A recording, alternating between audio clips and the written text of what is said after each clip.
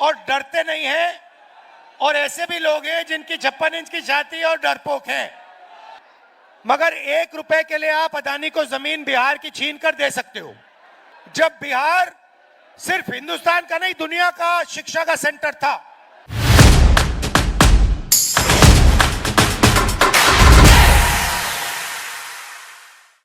राहुल गांधी। साथियों, अब हमें जिनका बेसब्री से इंतजार था, ऐसे हमारे बीच हमारे राहुल गांधी जी हमारे बीच में बोलने के लिए आ रहे हैं।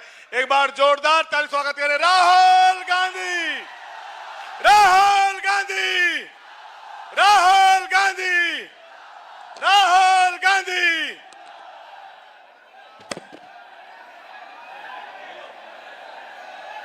मुकेश साहनी जी, आईपी गुप्ता जी, अखिलेश जी, कृष्णा लवारू जी, अभय कुमार सर्जन जी, कन्हैया जी, हमारे कैंडिडेट अमिताभ भूषण जी, स्टेज पे महागठबंधन के वरिष्ठ नेता, हमारे सारे के सारे कार्यकर्ता, भाइयों और बहनों, प्रेस के हमारे मित्रों, आप सबका यहां बहुत बहुत स्वागत, नमस्कार। आपका मूड कैसा है भैया? बेगूसराय आए हैं, थोड़ा जोर से, मूड कैसा है? हाँ, ये हुई ना बात। गुप्ता जी प्रधानमंत्री के बारे में कह रहे थे कि 56 इंच की छाती है, मगर सच्चाई यह है कि आदमी में कितना दम होता है वो छाती के साइज से नहीं पता लगता। कितनी बड़ी छाती है उसका कोई मतलब नहीं है। गांधी जी सुपर पावर से अंग्रेजों से लड़े, उनकी कोई इतनी बड़ी छाती नहीं थी, मगर डरते नहीं थे। तो ऐसे बहुत लोग हैं जिनकी छाती इतनी बड़ी नहीं है और डरते नहीं हैं, और ऐसे भी लोग हैं जिनकी 56 इंच की छाती और डरपोक हैं। मैं उदाहरण देता हूं। जब 1971 में लड़ाई हुई, हिंदुस्तान की सेना पाकिस्तान के खिलाफ लड़ रही थी, अमेरिका की नेवी आई, अमेरिका के राष्ट्रपति ने हिंदुस्तान के प्रधानमंत्री को धमकी दी और कहा कि ये सब रोको, बांग्लादेश में जो हो रहा है ये रोको। इंदिरा गांधी जी डरी नहीं, इंदिरा गांधी जी ने साफ कह दिया, देखो तुम्हें जो करना है करो, हमें जो करना है हम करेंगे, और उन्होंने करके दिखा दिया।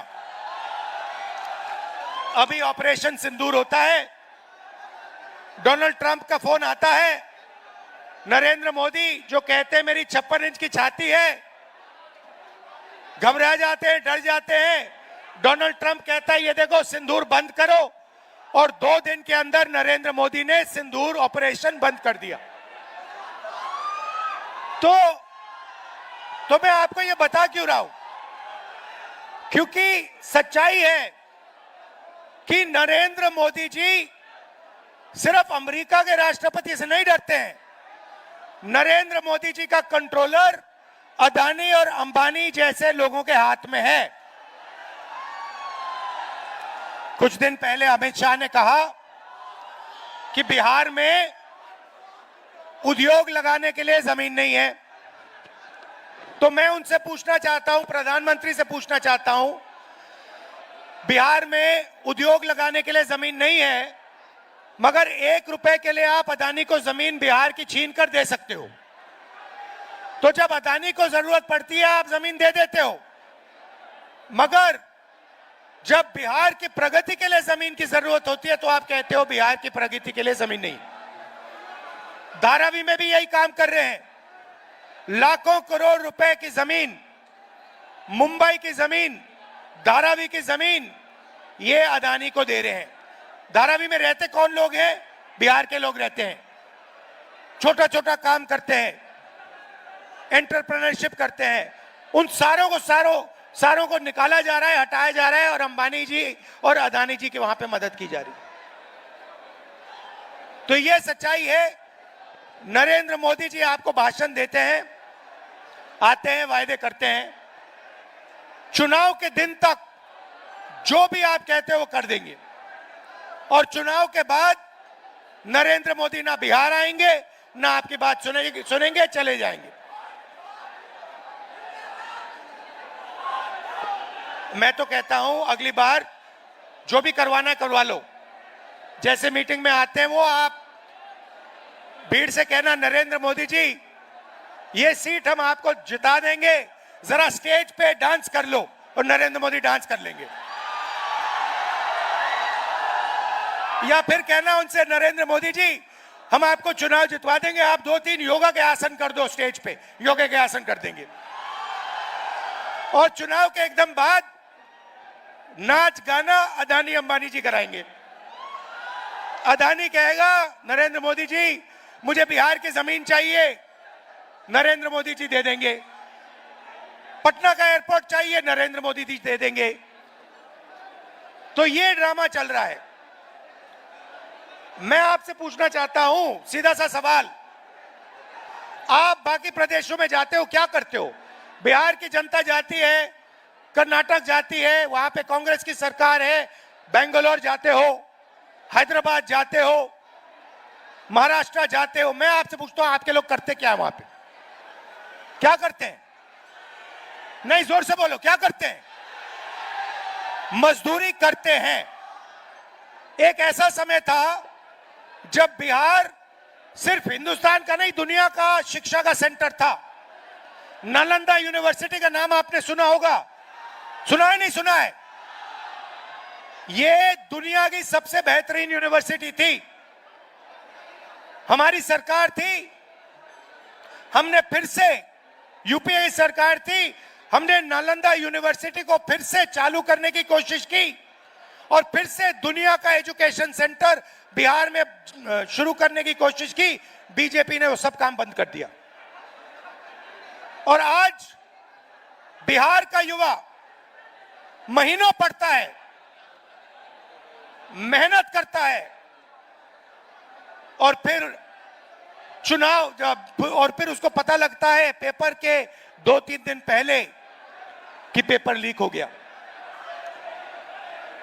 जिनकी जान पहचान है, जिनका बीजेपी के नेताओं से रिश्ता है, जिनके पास पैसा है, उन सबको पेपर मिल जाता है, और बिहार का युवा है वो देखता रह जाता है। आप खुश हो क्या? आप मजदूरी के स्टेटस से खुश हो क्या? पूरे देश में कहा जाता है, नीतीश जी की मैं आपको देन बताता हूं, उन्होंने आपके लिए क्या किया मैं बताता हूं। आप किसी भी प्रदेश में चले जाइए और पूछिए, बिहार के बारे में बताइए, बिहार के लोगों के बारे में बताइए, कहेंगे भैया वो तो मजदूरी करते हैं। पूरे देश में आप मजदूरी करते हो, पूरे देश को आप बनाते हो, खून पसीने से बनाते हो। दुबई जैसा शहर आपने बनाया है। लोग कहते हैं, दुबई के लोग कहते हैं, आप कभी जिन लोगों को आप जानते हो उनसे पूछो, दुबई के लोग कहते हैं कि हिंदुस्तान के लोगों ने, बिहार के लोगों ने दुबई बनाया है। तो अगर आप दुबई जैसा शहर बना सकते हो, मुंबई, बेंगलोर जैसा शहर बना सकते हो, तो बिहार में क्या हो रहा है? क्या कमी है यहाँ पे? कमी यह है कि आपकी सरकार बिल्कुल बेकार है, आपकी सरकार आपकी मदद नहीं करती है, और आपकी सरकार चाहती है कि आप पूरे देश में मजदूरी करो, आपकी जमीन यहां से जाए, आपको शिक्षा ना मिले, आपको स्वास्थ्य के लिए, मेडिकल के लिए दिल्ली जाना पड़े। यह सच्चाई है। मैं आपको 2-3 गारंटी देना चाहता हूं। सबसे पहले मैं आपको पर्सनली बता रहा हूं, और यह तो मैं पूरा काम करके दिखाऊंगा। जैसे ही यहां पे हमारी गठबंधन की सरकार आएगी, जीतेगी, और हम आपको पूरी की पूरी तरीके से दम लगाकर बेहतरीन शिक्षा देने वाले हैं। मगर मैं आपको एक गारंटी देता हूं, मैं आपको पर्सनल एक गारंटी देता हूं, और इसको आप याद रखिए। जिस दिन दिल्ली में यूपीए इंडिया गठबंधन की सरकार आएगी, उस दिन मैं आपको बता रहा हूं कि नालंदा यूनिवर्सिटी जैसी यूनिवर्सिटी फिर से बिहार में खोलूंगा। और पूरी दुनिया से मैं बता रहा हूं आपको, हम ऐसी यूनिवर्सिटी खोलेंगे जहां पूरी दुनिया से लोग लाइन लगाकर बिहार में आके पढ़ाई करने की कोशिश करेंगे। क्योंकि आप में इतनी नॉलेज है, इतनी समझ है, आप दुनिया के शिक्षा के सेंटर बन सकते हो। हिंदुस्तान छोड़ो, दुनिया के सेंटर बन सकते हो। आपके लोग बाकी प्रदेशों में जाके काम करते हैं, मेहनत करते हैं। आप जहां भी देखो बिहार के लोग आगे हैं, मगर बिहार में आप सबसे पीछे हो। बिहार में आपके पास कुछ नहीं बचा। दूसरी गारंटी मैं आपको कह रहा हूं, और यह महागठबंधन की गारंटी है, मेरी है, महागठबंधन की है, कि बिहार में सरकार बनेगी तो ये किसी एक जात की नहीं होगी, किसी एक धर्म की नहीं होगी, ये हर जात की होगी, हर धर्म की सरकार होगी।